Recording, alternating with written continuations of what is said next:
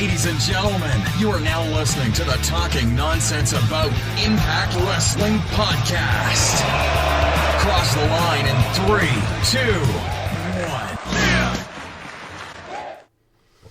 What is going on, my Impact Wrestling fam? Welcome to episode 122 of the Talking Nonsense of Impact Wrestling, about Impact Wrestling podcast.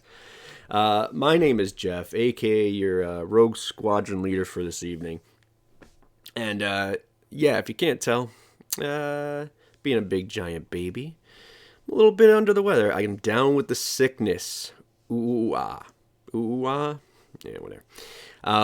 Shout out to Monty Brown. So we're gonna probably a quicker show this evening. Today was me supposed to get in the groove of Havlin. Where's Dr. Ross when you need him? Keep Dr. Ross away. Feel like everyone who goes to Dr. Ross gets gets the wrong I can't even think right now. Medicine? Help, I don't know. But yeah, it's gonna be a good one. I was gonna start getting used to the solo show. As you guys know, Lucha will be on here. He'll probably light up the chat tonight, but he'll be on here for the post or pre pay-per-view shows and Impact Plus specials. But he's moving his way and spunkering down with the GoGoPowerRankings team, which is just gonna throw a jetpack to that even further to that show. And make sure you guys go check them out every Tuesday. GoGoPowerRankings. Right now, it's Bert and Tia still killing it there. And, of course, Lucha's going to join them. So it's going to be even better. And who better to join them than the founder of our Power Rankings group. And if you want to join that as well, at TNAIWChannel, at Bert Macklin 11, join the Power Rankings committee. Takes a second. You put in a vote after the show before Sunday. Hello to Masalko in there again. Nice to see you again, buddy. But yeah, join that. It makes a difference, and every vote really does matter. I know it sounds silly, but it takes 10 seconds of your time, and you can see a change, literally. A lot of ties, a lot of close people that I don't know. I thought that made it, or should have made it, but didn't. We'll talk about that. A lot to get into this in the show, including, obviously, you can see it up there. Jonathan Gresham has found a new home, and it is Impact Wrestling. So we're going to talk about that. We're going to talk about possibly Cardona finding a new home again. Give you an update on our third Nonsensies.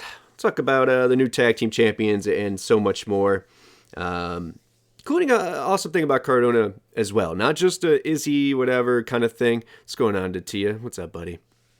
I was just mentioning you.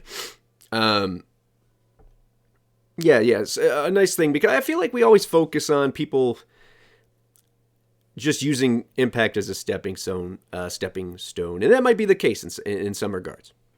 But we also want to give out our shout out and some love and attention to when people who, even though they might be on their way out, show Impact love without disrespecting. I respect Matt Cardona. We'll get to that. What a show. So we're going to talk about the show. We're going to do power rankings. We'll talk about your guys' poll results. We'll talk about all those hot topics in just a moment. But I want to plug everything else because there's a lot of great stuff on this channel. I already plugged Tia and Bert and Lucha are going to be on GoGoPowerRankings. Hear us every Sunday, 8 p.m., even on Christmas. I will be here on Christmas no matter what you celebrate or I celebrate. I will be here. I love my family, yes, but you guys are my family as well, and I have a good time doing this. It's healthy for me, and it'll be a good time. And we get to present the Nonsensies with featuring everybody in there. Yeah, what's up, Geoff, Geoff, all of us. We're all here. Millard, what's going on, buddy?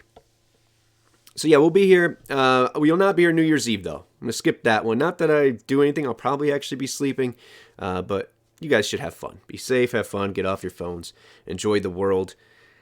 But you know what? Let's get into power ranks. Let's start this off right. I don't want to stammer too much. Not feeling the best, as I said. Hey, Io. Well, shout out to Io as well, man. Io, any tweet you see that hypes this live group, shout out to all of you that return a weekly basis to the live chat here and really bring the show together, especially with me going solo on most weeks. It's really appreciated, but he's the man that gets you here. So go follow him and his personal. Go follow him at TNAIWChannel. And yeah, you'll see him in the videos as well. So I'll be announcing the Nonsensies. But here's Datia announcing the Power Rankings.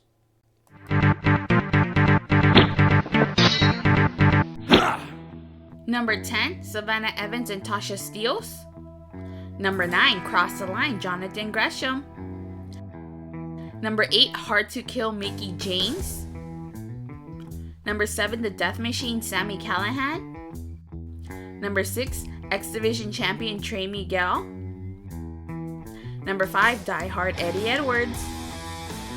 Number 4, World Champion, Josh Alexander. Number 3, Hard to Kill, Bully Ray. Number 2, World Champion, Jordan Grace. 1, New Tag Team Champions, the Motor City Machine Guns.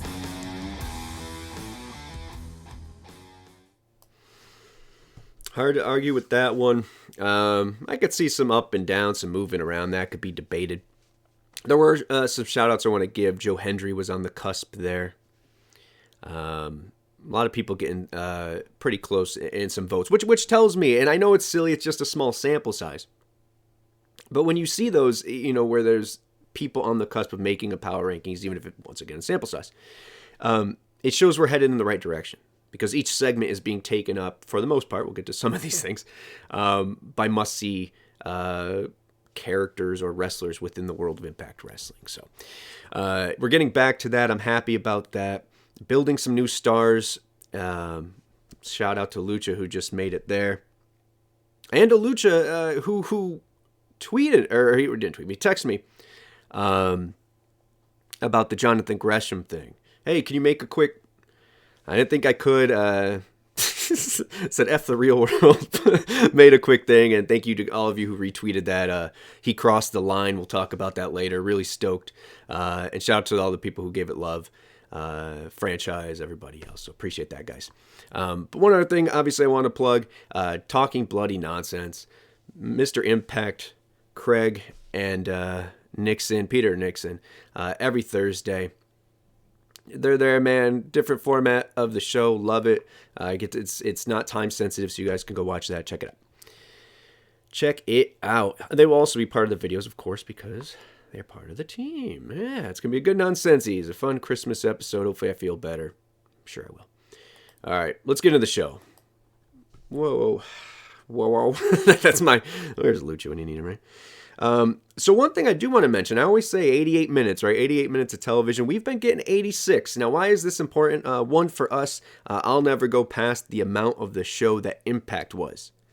I'm not going to make you watch a 90-minute show, 2-hour show, when the show I'm talking about is only 86 minutes. That's one. Two, very most important, the less time of the show means more dollars. Not more top dollar over the top rope. But it's more dollars. Maybe it's busting open radio money. We'll talk about that in a second. But let's get into the show. I always start with BTI. You know my thing on that. I love the chemistry between Josh and Gia. Really do. The problem is I watch Impact on a regular basis, so maybe it's not something I need to watch from beginning to end. But between Iceman Intel, which at least sets the tone for the show, which we'll get into in a second, and then generally a banger of a match. Go back, especially if you're a YouTube watcher. You got that 30-minute wait time, 8 to 8:30. Go back, watch it. You can watch the 7:42 mark on. You get a match, you get some intel, and you know what the hell I'm talking about. But BTI Iceman Intel was Josh has a plan to get his hands on Bully. Okay. Shout out, by the way. I will give Iceman a lot of credit. Not that there's anything for Iceman, but we just give him shit. But the stuff he's doing with Josh, the reviews, good stuff. Check that out, especially if you're a YouTube insider. So the match we get here is Shira with the man Raj Singh, and he's taking on Jack Price. So a couple things here. I'm not going to go too long, obviously, in a BTI match. Love that Tom mistakenly said TNA. Masako says, I love Iceman when he gets his intel watching the previous week's episode. Yeah, there was a time where they actually double looped him one too. I remember that was good shit. Jack Price by the way, a little, for my old heads, a little Mr. 630 Diamonds in the Rough Elix Skipper mashup there, right? A little bit. Got a little vibe there, a little Jarrell Clark. I dig him. What I like about this, and obviously we'll get to more with Jason Hodge, follower of the show. What's up, Jason Hodge? Is that we rolled out that one. I know there was the criticism. Why don't you just throw these guys on there? That's fine. Even though they won Gut Check, they are an enhancement. To the diehards, yes, we know who it exactly was, all that stuff. Makes sense. I get where you're coming from. But I love the old TNA days where you just roll someone in, and then eventually when they catch on or they get enough love from the crowd, you start elevating them with a little bit of gimmick. And we see that with Jason Hodge, which we'll get to, but this is what that meant with Jason moving forward. Was Jack was the next, right? Or Shogun, but Jack getting the love here.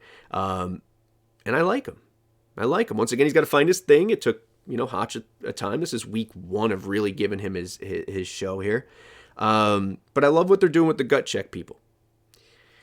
I also love what Al Snow has done with Shera. Could we give some love to Al Snow in the training he has done over the course of his career? From Tough Enough to TNA to Gut Check and so on, man. The work he's done in OVW with Shera is just something you want to see.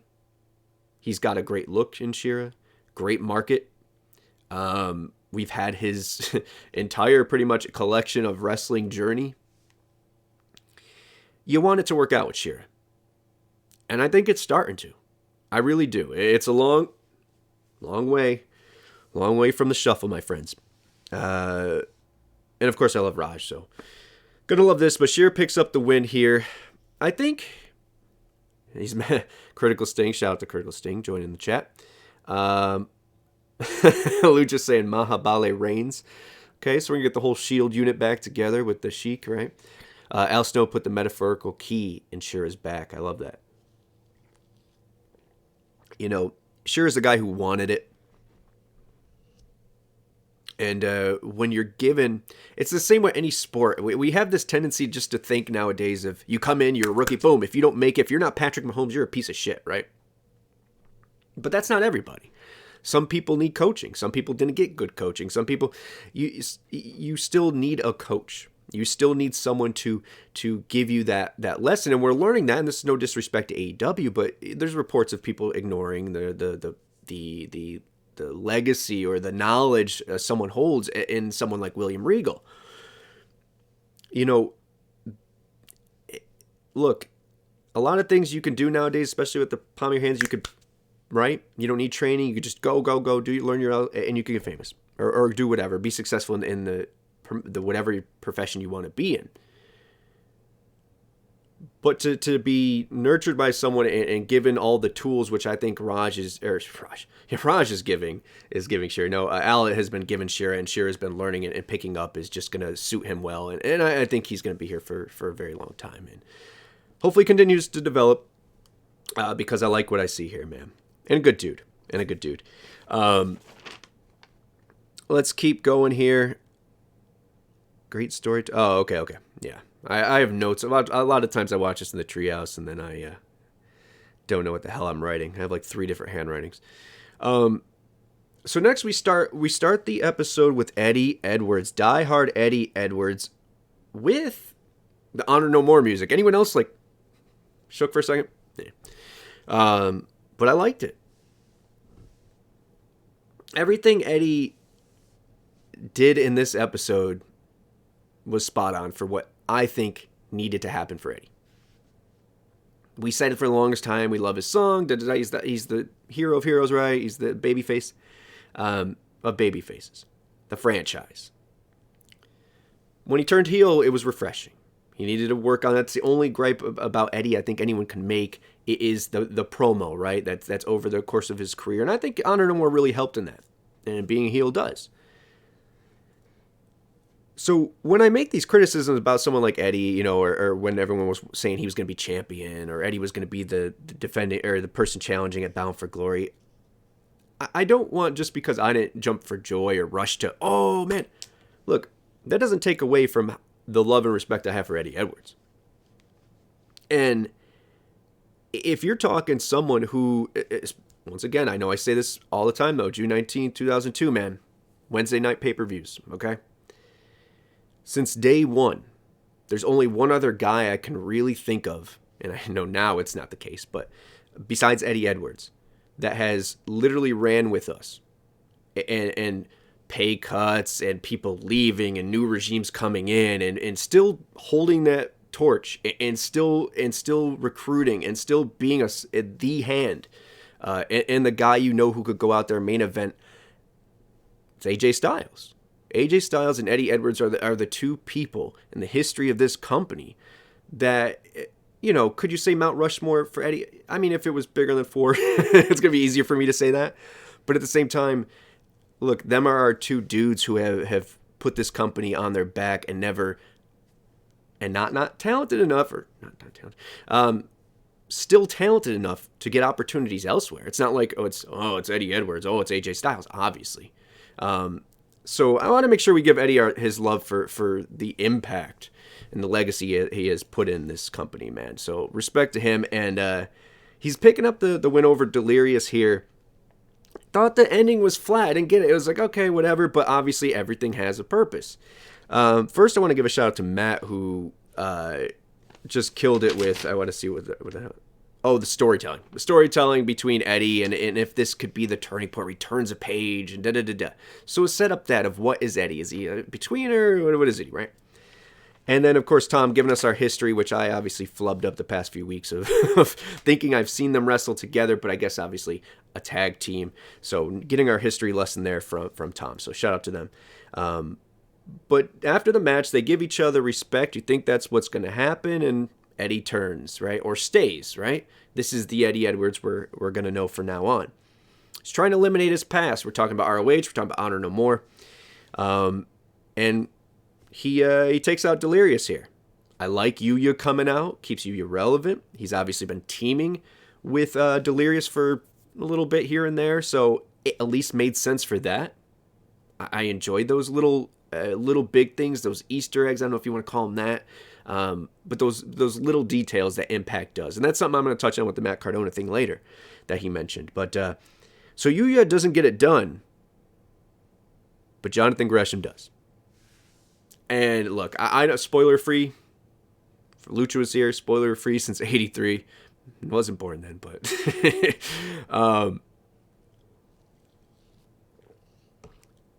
I was shocked. I didn't know if this was a, he signed thing. If this was how did he get out of his contract? How did that end? Right? A lot of things going on. A lot of questions come into play. But all that matters, and we'll talk about it deeper later, is that Jonathan Gresham signed to Impact Wrestling. And now at Hard to Kill, we get Jonathan Gresham versus Eddie Edwards. I mean, look, I know Impact does a lot of, I won't say last minute booking because it's always booked prior. It's just when it plays out, right? But the 3 matches and a 4th that we'll get to in a second, I think that is, I won't say an obvious, but it seems where it's going to go. Honor some more. Gresham, Delirious, and Yuya. I like it. I think this Hard to Kill is lining up to be a banger. Not that they aren't generally, but this one, it looks vested interest in each match. Build up to each match. Maybe not this, but Critical Sting match build. HDK match build is greater than BFG build. I won't argue that. So yeah, this is all exciting, and I guess this is the greatness before they get you into the Tommy. I know a lot of you guys are into the Tommy, the Bully, iffy on that, but that's where we're going next, because Scott and Josh are talking back there, and Iceman Intel was Josh is going to find a way to do it, and Scott says no. So thanks, buddy, for that intel, but squandered his hopes there. He wants Josh to be ready and prepare for Hard to Kill. Now, granted, Josh has a point that maybe he's finely tuned as he can be after going an hour with Speedball Mike Bailey. I mean, iron sharpens iron, right? That was the quote. But next to enter is Dreamer, and Dreamer's got to come in and, he's got a dream. He's got to be the Terry Funk of Impact Wrestling, which I enjoy, man. And this is where I'm going to be honest, because I think these two segments play into each other. Obviously, it's kind of a one giant one, if you will. But Dreamer is essentially trying to prove to Josh that I have nothing to do with this. I Bully, known him for all these years. He's been a piece of shit to me and to other people, but you can trust him this time. And he was wrong. And Scott agrees. Scott says, there's a lot of things that Tommy is, but he's not dishonest. I just don't think he knew. Da-da-da-da. Okay, cool. Josh isn't buying it. Cool. Fine. Awesome. Now, we come back and we're going to right into the ring, and there stands John Schuyler, the newly signed John Schuyler, and Bully Ray. Once again, actually, shout out to Yellowbone, an old friend of the chat and show, who mentioned this. I saw his tweet about it. I think we retweeted it. Of the people who were just, look, day one when Bully came back, oh shit, it's Bully Ray. Everyone's excited. He wins over Macklin. Everyone's suddenly not. He's gonna cash it in. Oh man, he's gonna become champion.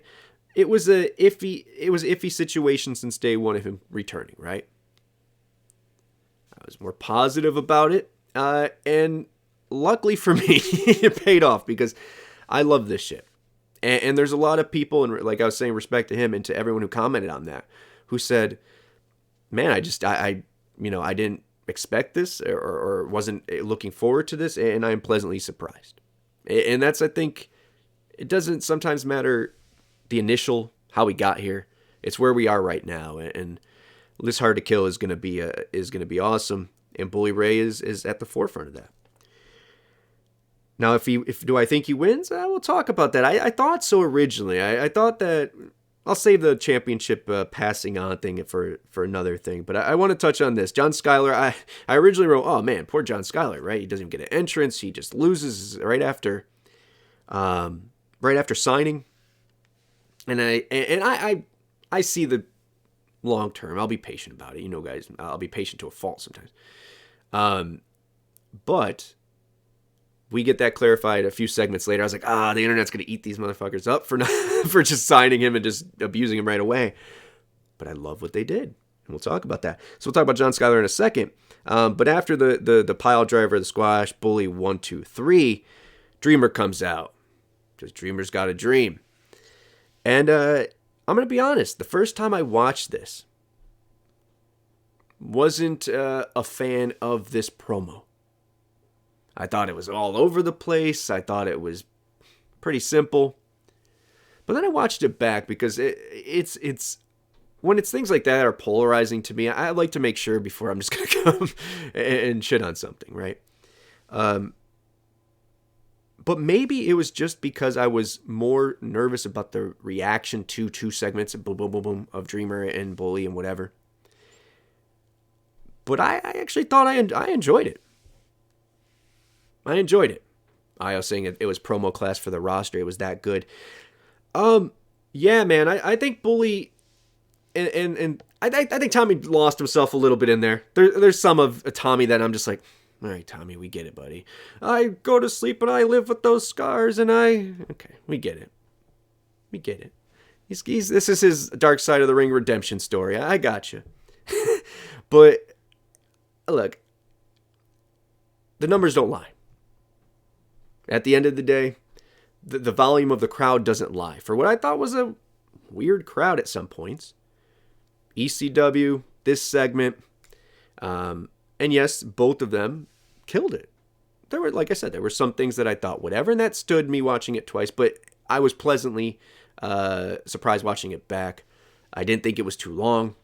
I thought it delivered the purpose. It also veered Bully a little bit. Doesn't mean he's going to win or lose, I don't know, but it didn't take, the focus isn't necessarily, which is nice because Josh had the distraction this week, gives Bully a distraction this week, so you would call them, it's par, right?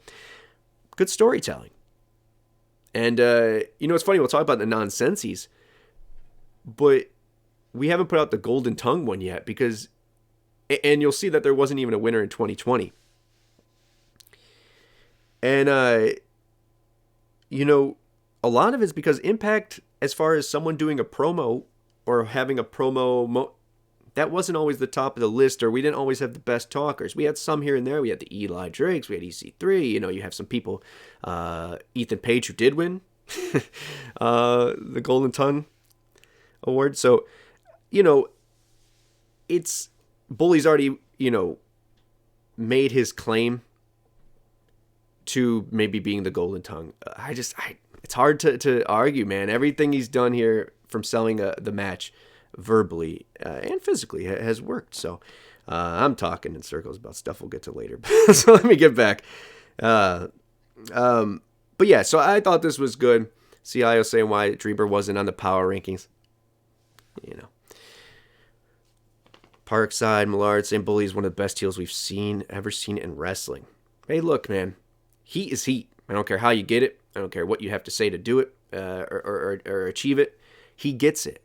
And in a time where sometimes the crowd can be a little sit on their hands or sit on their phones, it's nice to have someone who speaks. Just hear his voice and you want to listen. He grabs your attention. But next up is going to be the Major Players versus Decay. Major Players, by the way. How do two dudes that are that good and well off and famous in the world of wrestling not have better gear? That is some of the wackest gear. But before we get to that, they go to a flashback. And I love all of this because this is another moment, just kind of like where I wrote poor John Schuyler or whatever else, that they clarify and fix before I can even complain about it. They do a flashback here, catching up, showing the reemergence of Black Taurus, which is nice. You can obviously see a little bit more weight on him, a little wrapped abs there. So obviously nursing an injury of some sort. That's why obviously maybe isn't in singles, or maybe that's just the direction, but he's going to need a heal up, it looks like. But Crazy Steve and Major Players showing how they come to this match. And then to kind of not just say, hey, what the hell was that shit with Trey last week? Trey attacks Crazy Steve before the match, tags him. Beautiful.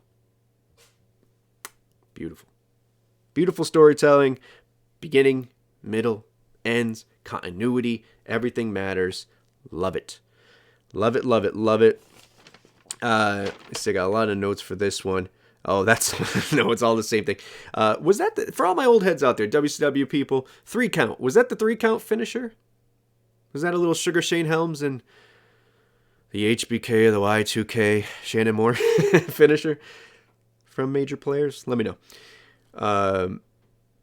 But I digress.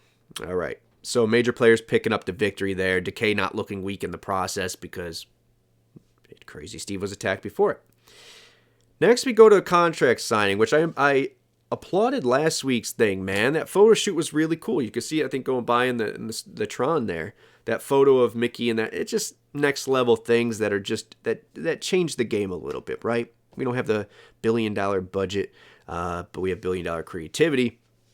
And I thought this was another well-executed contract signing. You're going to get one, generally, to continue something, especially with two faces. And we'll get into the tripe of the two faces, which we'll see in a second. But I love the back and forth here with Jordan and Jordan's approach to this match, right? She is going into it respectfully, I think, but is still respectfully assuming she's going to win. Making sure Mickey gets her moment, right? Good. Love it. Mickey going into it as you're not respecting my legacy and the moments I have had. And even though there was no confrontation in the sense of physical face-on-face crime, it sold it, man. It continues to sell what we're looking for. Now, I know our buddy Jamie Stay Ready said, could it possibly be that she turns heel, Mickey turns heel? I'm leaning towards Mickey winning. And it's not a preference thing. I love both of them. I don't think it hurts Jordan. And I think it helps what I'll get to later with who wins after Mickey, obviously, because would be retiring Mickie James at that point. Io says the feud needs My Way Limp Bizkit music.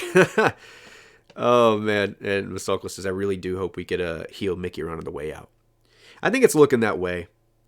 Especially with her hubby kind of floating around. That'd be interesting, right? But so it doesn't end here, right? So we get the contract signing, and then Tasha and Savannah, who did make the power rankings, just off this little segment, and rightfully so, because stars, beautiful stars, nonetheless. But also what I love about this is that continuity, right? We have Tasha bringing up the point, you haven't beat me, da-da-da-da. Mickie saying, okay, we could do this. And then Jordan saying, no, we're not. We have this signed. I'm not going to let you lose, so I can't then be the one that retires, right? So that triangle dynamic was beautifully executed. And Jordan's line of, you haven't yet, or was that what it was? About in regards to beating Tasha? You don't think I could beat her? You haven't yet? Smart. Smart. And I also like, obviously, Tasha and Savannah being at the forefront here, because the tripe is going to happen. The faces always have to team. Kazarian and Josh, right? Mickie and Jordan, we could go on and back. That's just how it happens. But there's a little extra flavor, so to speak, on this one. And I like that, man. Prime instigator, critical stink, Tasha Steelz, you're right. But I love it because I see now that Tasha has re-signed, her and Savannah at least getting one run with that tag team championship.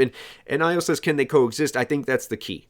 I think the face champions have coexisted pretty well in the past recently, or the challenger and champion when they do this before a show. So maybe this is the one where we turn it up a little bit. And maybe we do get the tease of the heel, right? We did get that a little bit with pinning Deanna and kind of rolling her up with the tights. So we'll see, but I love this, man. And let's keep this going. We get after the classic moment, we see Speedball Mike Bailey getting applauded. Speedball, right? And of course, Kenny King's gonna Kenny King, and he spits on him, which is just spits on him and pushes him. And then Jimmy Jacobs earning his security money. Holy shit. Pushing Kenny King back. But follow this right up, right? Roll right into it, to the present. And it's Bailey with Gia. Continuing the feud between Kenny and Bailey. Talking about and leaving that seed there that was planted, a little bit watered, with Josh and Bailey. Kenny King, generational hater. I like these. What is that? Superlatives? Do a high school or college, high school superlatives. But yeah, I like it here. Once again, key here is continuity. Also keeps up what I think the hope and the end game of Team Canada is with Josh and Speedball. Next up is we're getting to, and this is something that I just wasn't behind. And last week I told you I'm behind it. I want it to work as I want everything to work.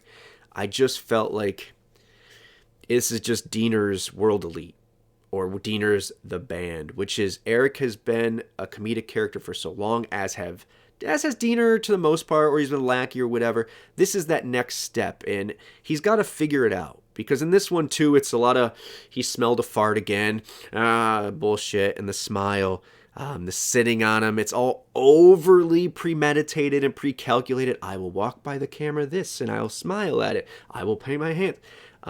We did get one great shot out of it with the after the win, Diener angry behind Sammy. Sammy picking up the win over Angels here, by the way, not to skip over that. I thought it was a good little match. Also thought not to good little match, but it was a good TV match, and it was the best showing from Angels that I've seen yet, to be honest. And you guys know my critique on him.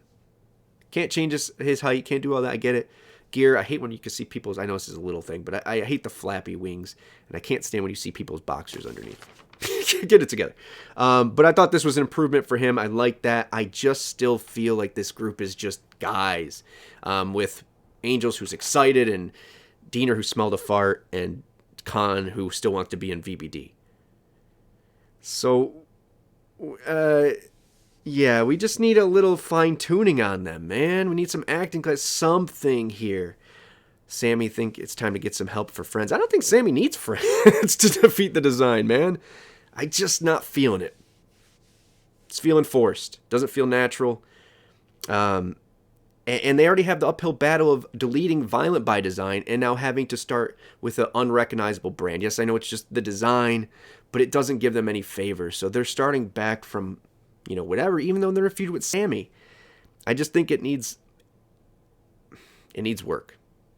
It needs work.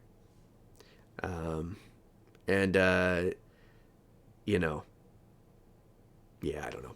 The only other critique I have on that, and it's for Sammy, and you all know my love for Sammy, the bowing. Let the crowd know when you bow, tell you when to bow. Just always bowing. Oh, you did pop a power bow, yeah.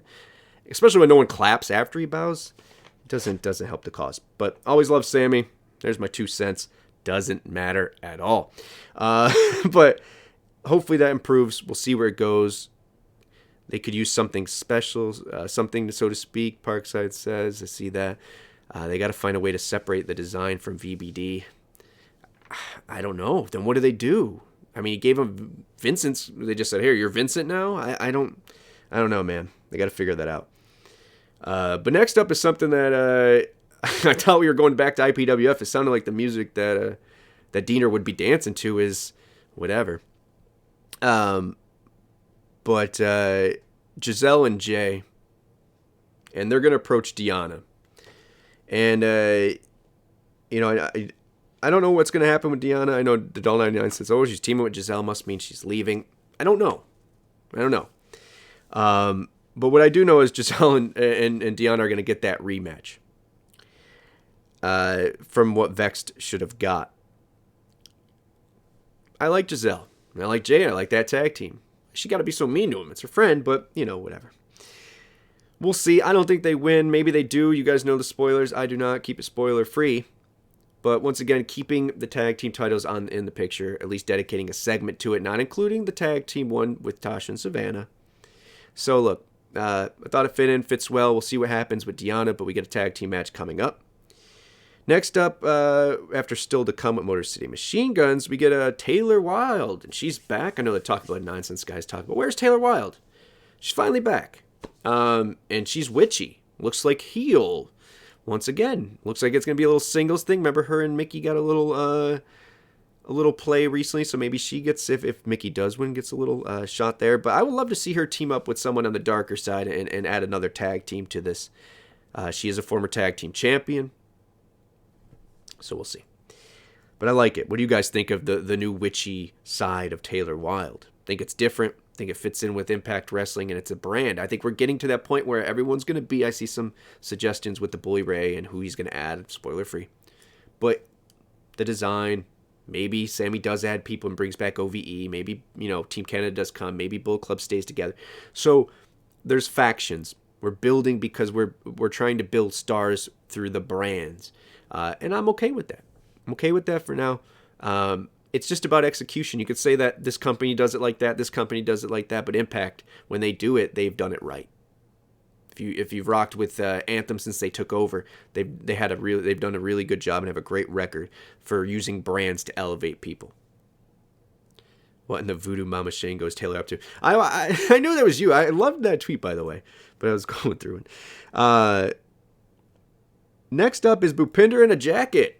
We're getting there. We're getting to Lambos and fur coats Bhupinder, so I like that. Joe Hendry. Is that belt made for him or what? It looks like it should be with them. Love it. But they're going to face Swinger and Dice. Swinger, by the way, 30-91-1 record. Swinger wearing his Sangriento-like onesie. Or onesie. I'm wearing a onesie. Singlet. But wanted Swinger and Dice to get the win here. I would love for them to get on a streak, man. I love the potential of Zicky Dice. Still want them to have a bro-man-like tag team championship win, even if it's just small. Because I think the crowd would pop if we're a big, Impact crowd. But Bhupinder and Joe get the win here, even with Moose coming out and scaring, backing Joe Hendry to the back. This was one of those things that had me write down finally that the tempo of this, and I won't get too far ahead about my rating, but gave me a little bit of a, okay. The tempo of the show was a little very TNA-ish, which I enjoy, but with TNA we also know there was ups and downs, and this was just a tempo thing for me. It was another match, but they're all in the ring, and then Moose comes out and ruins the match, and then just the whole show, tempo-y. Tempo-y. It was the tempo was off for me. Next is, but they get the win. Gargoyle spear. Bhupinder, still think he needs the heel run, but I like the jacket. I like the look, and he seems to be having a good time, which is a good start. As he gets to see that he's more comfortable, man. Because I think there's money in him. Sheik freaking Rollins. Lucha, there you go. But, so this continues Moose and Hendry, and elevating that DMC even more. But, damn, man, that belt. The lineage of that belt. And I don't think Moose takes it off of Hendry, but it's a belt some of you wanted to throw in the trash, may I add. And beautiful. Beautiful. Speaking of beautiful, this is a segment I've been alluding to, and I'm so freaking happy about because it shows exactly what we want from Impact Wrestling. Hotch is a newer cat, right? We talked about him. Hasn't been picking up W's, obviously. Just been used as enhancement, but getting a little shine. Skylar, signed but just squashed. They sit down next to each other. And they make a hand. And they are good hands. I love this, man. And I'll tell you why. Because it goes back to what I said about Jack Price and that gut check thing. It really does. You move Jason Hotch and John Skylar into a tag division that could use some new hands. Pun intended. You get them, that gut check winner, off Pact and Steel to the start of his journey, real journey in Impact. Because with tag teams, even if they don't win, they'll eventually split up, and then you have the feud there, and it gets them both off, right? Which seemed to be what they were going for with Giselle originally in Lady Frost until whatever happened. So I like that, man, and now it allows Jack Price to be that next guy to get the elevation. I think they do have good chemistry. The names... I enjoy good hands. I see Lucha saying that as well. Like it. I like it. I like it a lot. All right, let's keep this show going. Next is more to come, or still to come. We got Heath and Rhino preparing. Next, we got, after that, a Macklin promo, and he wants Rich Swann, which he will get. Just add another person to his list of former world champions. Macklin's that guy. And maybe I'll jump ahead really quick because they were going to roll into Motor City Machine Guns winning their third tag team titles. Three-time Impact World Tag Team Champions. But I think we're getting very TNA. I don't know if Bully wins. I think there's some stuff that could happen there, but I think we still get Team Canada out of that, especially if Bully has backup. He gives Josh a reason to need backup. Sulka. Just don't call them good handies. We'll say that. But I think if Mickey is the one, the TNA veteran, to take it off Jordan, I think Mosh is the one to retire Mickey. I think if Bully does win, Macklin is the one to take it off Bully. And now with Motor City Machine Guns winning, and this is where I know I saw some people... it was our buddy Chris Zaletta who had mentioned that people were already upset about this and whatever. And then Jamie Stay Ready, I got to give him props again for his comment on YouTube saying, I don't think people are looking at what's next. And Chris saying the same thing. Because I think at the end of the day, we're going to get Motor City Machine Guns. And they might have a run. But Ace and Bay are the ones that take it off them. Now, I like Heath and Rhino. Heath getting in that WWE shape. Good for him. But we all knew they were transitional champions. And that's without spoilers. So, do you really want Ace and Bay, the crown jewels of Impact Wrestling, and so to speak, foundation pieces, when we finally win, when everyone finally gets what they want, they're crown champions, they got the belts on them, our future is, don't you want them beating Motor City Machine Guns? Or do you want them beating Heath and Rhino? And I once again like Heath and Rhino, but let's look at the bigger picture here. But that's what we're getting, man. We get Motor City Machine Guns getting a one-on-one with major players banned from ringside. Heath and Rhino losing, and it didn't make them look weak, which I enjoyed. Because once again, Heath and Rhino are still a valid tag team. People enjoy them. They get a pop when they come out. That's all you can ask for. Plus, I think Heath's one of the most underrated dudes ever. And I don't mean like, well, that's another day. But you guys know my history if you guys are rocking with me about my opinion on Heath.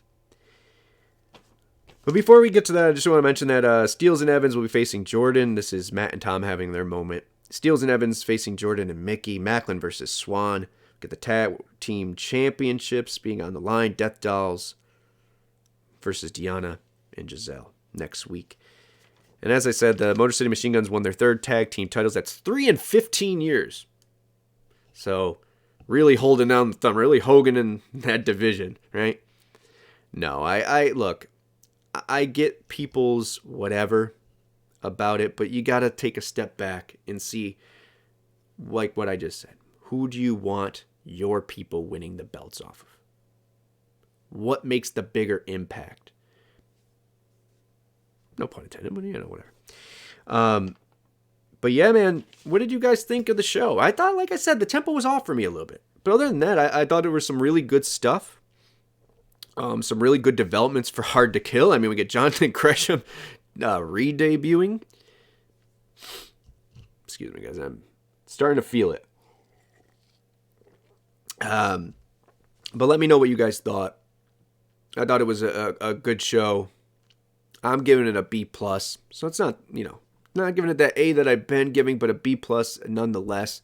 And that was just the tempo. There were some weird things there, and still not feeling a few things. But that's personal. What did you guys think? What did you guys think? Let me know in the chat. You guys keep lighting up the chat. Heartblood, Bloodline, whatever you guys want to be. You tell me what you guys want to be called. But I appreciate you. See Lucha with a cool B as well. But you guys thought 57% of you said A online on Twitter there. I was saying a B+. 39% going along with us, going with the B. The Life Bloodline. There you go, Lucha. B- from Masalko. Fair enough. And 3.6 with C. No little D energy. Must be the holiday spirit of everybody. Or Elon got rid of the the Impact hater bots, maybe. But no, that is definitely lower in the A department. It's usually a high in the 60s. So maybe everyone kind of feeling the same thing. Still loving what's going on, but there's some things, right? And they'll fine tune them, and Hard to Kill will just be another launching point of another era. It feels like, I don't know, man. If you told me after Hard to Kill that they unleashed the TNA back into TNA, I wouldn't be surprised. So many references, so much vibe. The pacing of the show is different. I know Masago said it feels like they've scaled back the number of matches and some folks are lost in the shuffle. I know there's a lot of people they could still use. And I know there's a lot of people that may be missing on the show. But I think there's a lot of it has to do with timing and not that they don't have plans for them. I think we're setting up Hard to Kill. That's what I was going to get to. I apologize about that. I alluded to. I think we get Motor City Machine Guns versus major players. Hard to Kill. So, I mean, we're going to set up a very strong Hard to Kill, which is arguable, blah, blah. I mean, kind of taking the trophy for pay-per-view of the year a lot of the times, man. Hard to Kill crushes it. So we're going to have a banging Hard to Kill. And I think that's going to be a launching point for a lot of things. I think you're going to see Masha pop back up. The Killer Kelly will start working some people in there. But I think right now, and we'll get to that as well, is just there might be some people on the way out, right? So we're just waiting a little bit. Some tequila and honey minus the honey. Oh, no, brother. Good quality H2O and screaming into a pillow. All right, guys. I got a little bit left on the show, and I want to talk to you guys about a few things before I wrap this up. You know my thing, as I said in the beginning, 86% 86 minutes will never go over what Impact's show is.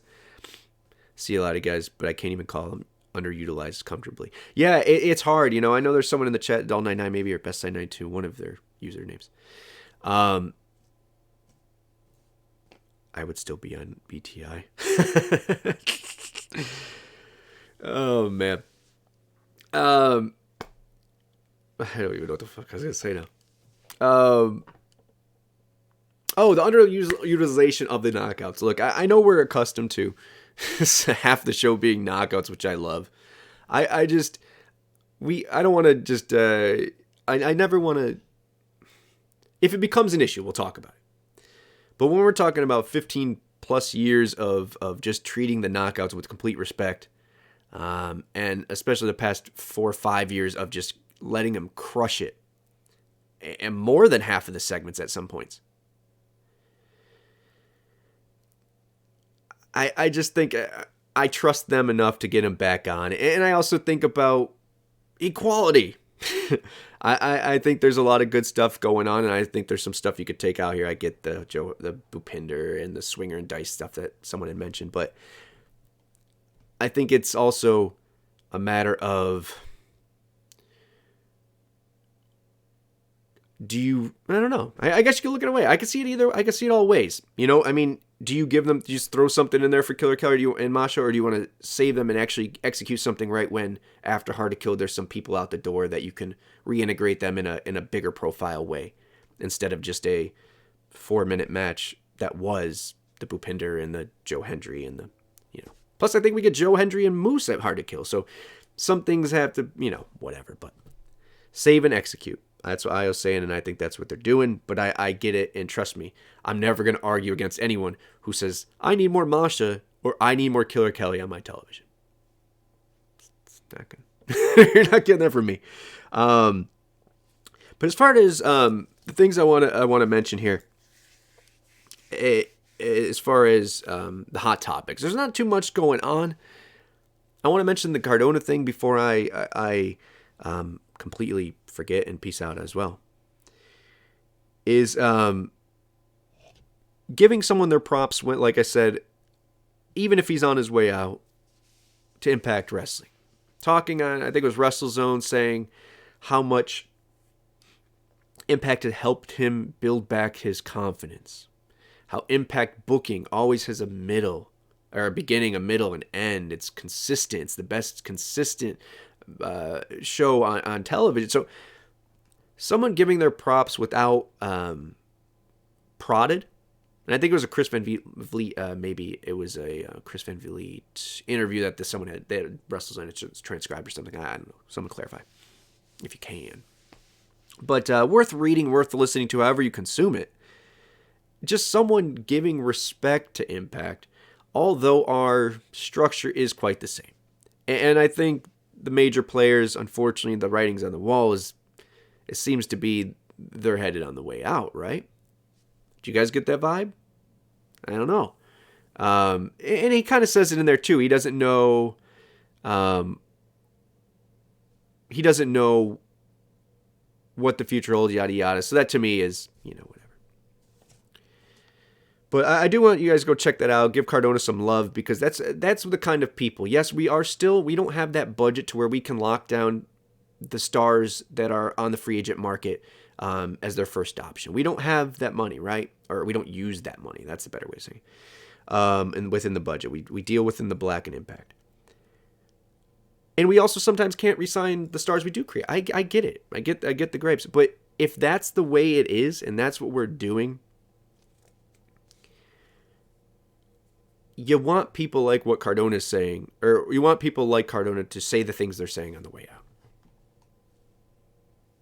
And I respect that. I respect the hell out of that. And I think that's pretty cool.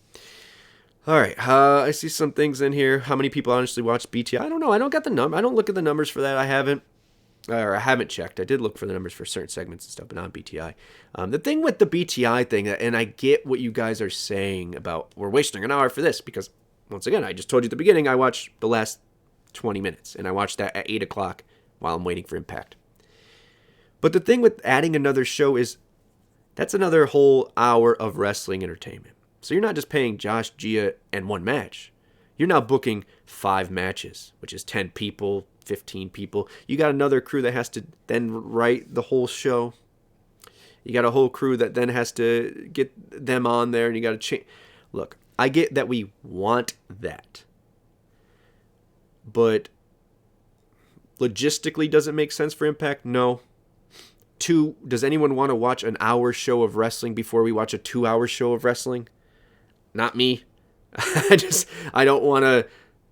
You don't want to build your own competition or build your audience to be tired this quickly. Oh, hour 2 already. Well, okay, I'll watch the extra hour later. When? When all the other shows of wrestling in the week that people have to catch up on? I think it's smart right now for Impact Wrestling to focus on one show, a little extra, and pimp out the BTI to see what,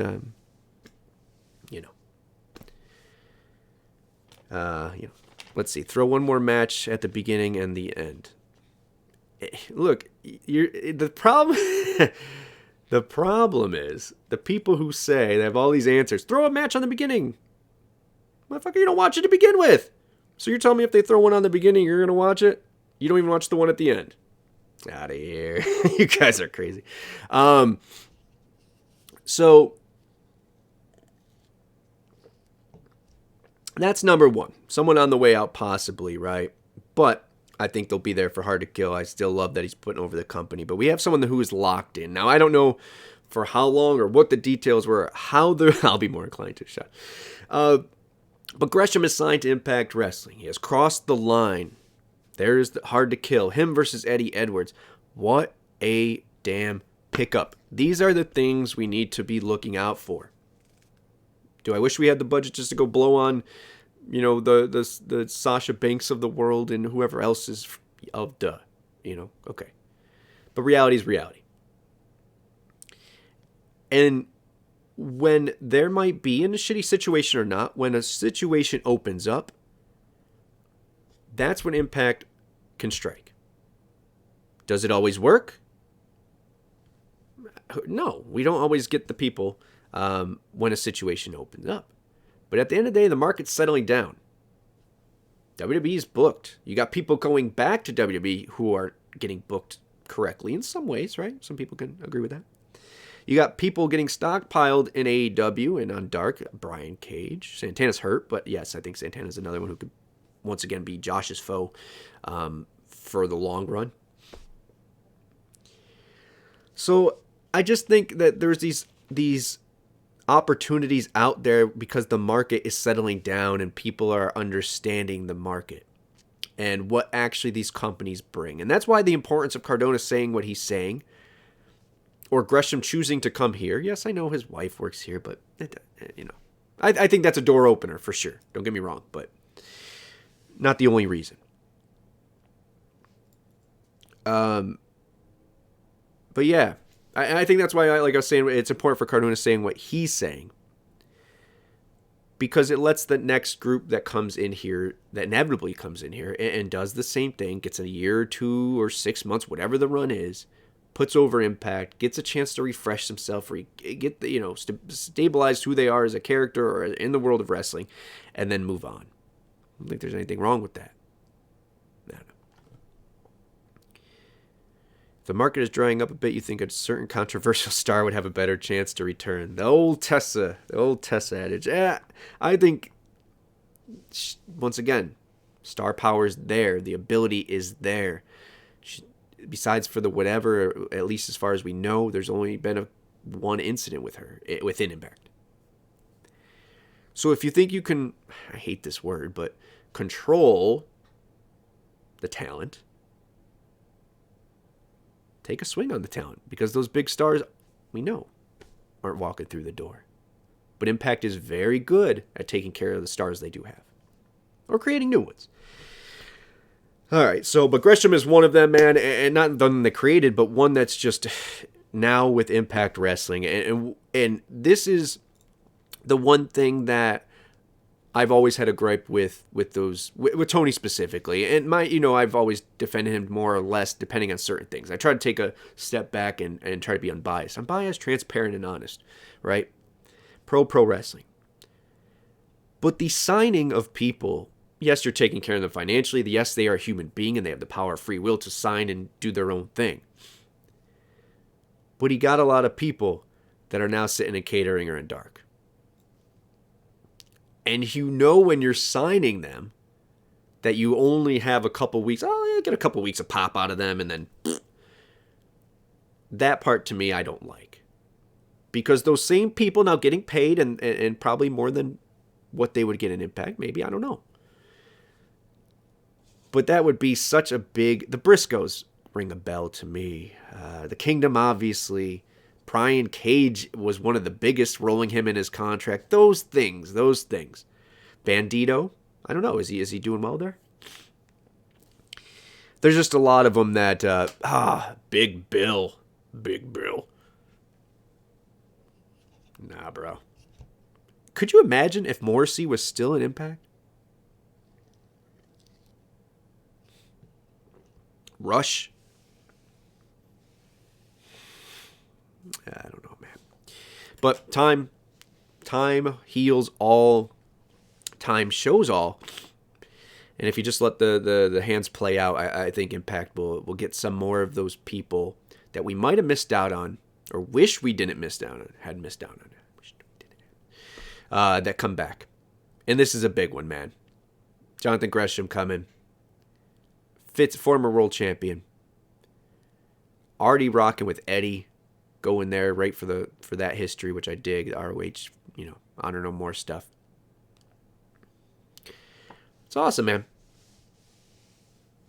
Yeah, Masalko. Yeah, we always say that, man. Morrissey's an excellent example of giving Impact a year to rebuild yourself and raise your value.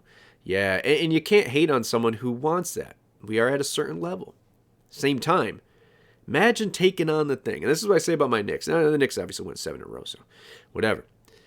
But some people don't want that challenge.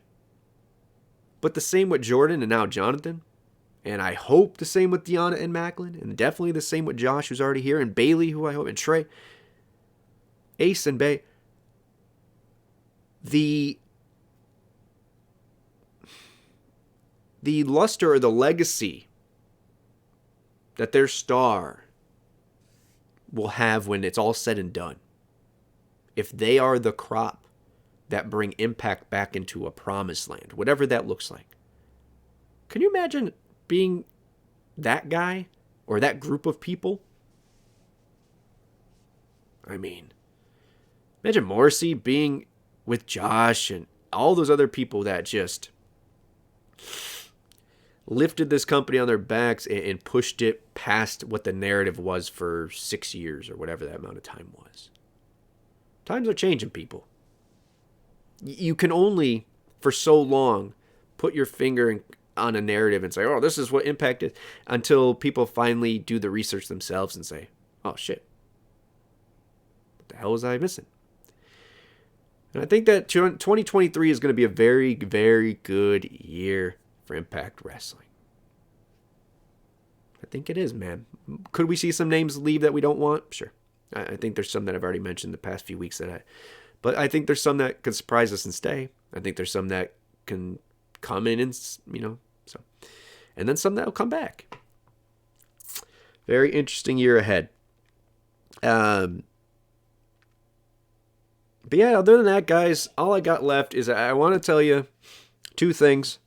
One, of course, I'll be back here for Christmas Day or night, 8 p.m. Getting back in the groove of the singles things as I was mentioning. Lucha will be here for before and after Hard to Kill episodes. And routinely for the pay-per-view episodes.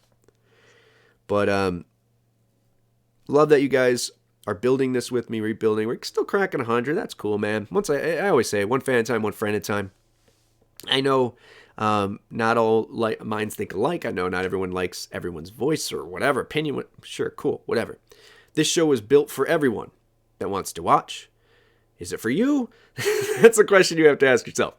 But if it's not, there are a lot of great Impact Wrestling and other wrestling, but focus on it, or that give it great attention to Impact Wrestling out there. So go check that out. Let's build this company back as a community. And I love that you guys been rocking with me here for 122 episodes every Sunday and Saturday, 8 p.m.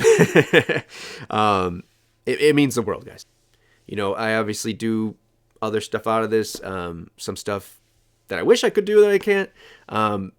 But this is one of those things, no matter if it was one view or not, that I love talking to you guys. I like talking Impact Wrestling because I've been watching it literally all of its existence, for better or worse. But it's awesome because it helps me meet people that also have history as well with it. And there's moments. Sometimes you can't make moments quickly with people. Sometimes it's awkward making moments with new friends. But there's moments in TNA that we could talk about and bond over and joke or celebrate. So love it, and I appreciate you guys, man. Love it. But this is the end, my friends. This is the end. And the two things I want to talk about, the cliffhanger from last week was the beginning of the Nonsensies. They're all out. There's going to be two more tomorrow, the last two, Golden Tongue and the Jingle Jangle.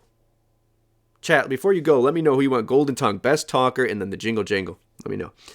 But I want to tell you guys really quick where everyone is. Gee, do my shoutouts.